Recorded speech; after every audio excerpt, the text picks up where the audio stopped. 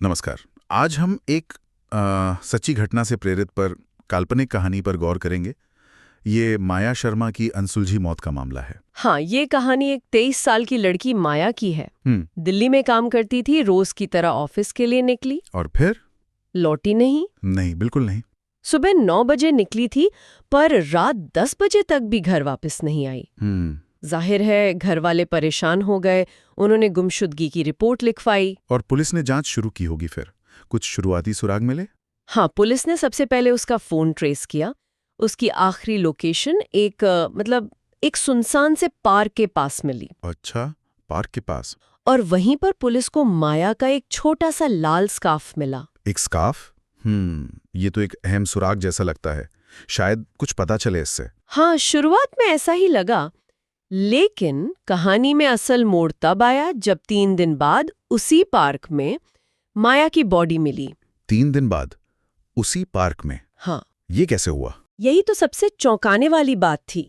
उसके शरीर पर कोई चोट का निशान नहीं था, खून नहीं, कोई संघर्ष का सबूत नहीं, कुछ भी नहीं। कोई निशान नहीं? ये तो बहुत अजीब है। फिर मौत कैसे हुई? पोस्टमार्टम रिपोर्ट में क्या आया? यहीं पर मामला और उलझ गया। पोस्टमार्टम रिपोर्ट में मौत का कारण बताया गया cardiac arrest, heart attack. Heart attack? लेकिन कहानी में तो बताया गया है कि माया बिल्कुल स्वस्थ थी ना? बिल्कुल, उसे पहले से दिल की कोई बीमारी नहीं थी, एकदम फिट थी। तो फिर अचानक कार्डियक अरेस्ट, ये बात किसी के गले नहीं उतरी। क्या ये वाकई नेचुरल डेथ थी या कुछ और? ये तो शक पैदा करता है। क्या पुलिस ने ऑफिस में पूछताछ की? किसी पर शक गया? हाँ, पूछताछ हुई थी। एक सीनियर ऑफिसर पर हरासमेंट का आरोप भी लगा था पहले, तो वो एक एंगल हो सकता था। अच्छा, तो उसका क्या हुआ? लेकिन वो बात वहीं खत्म हो गई। पता चला कि जिस वक्त घटना हुई वो अफसर तो ऑफिस में ही था, सीसीटीवी फुटेज में भी दिख रहा था, तो उसका अलिबाई पक्का था। तो वो रास्ता भी बंद हो गया। और कोई सुराग? एक और चीज थी। माया के फोन पर उसकी मौत से कुछ समय पहले एक अनजान नंबर से कॉल आई थी। उसकी रिकॉर्डिंग मिली। रिकॉर्डिंग? उसमें क्या था? उसमें माया की आवाज थी। बहुत डरी हुई लग रही थी।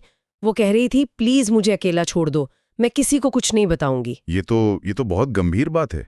वो किसी से डर रही थी? कौन था वो कॉलर? पता चला? नहीं, यही तो एक और पहेली है। उस कॉलर की पहचान कभी हो ही नहीं पाई। वो नंबर ट्रेस नहीं हो सका। तो मतलब हमारे पास क्या है?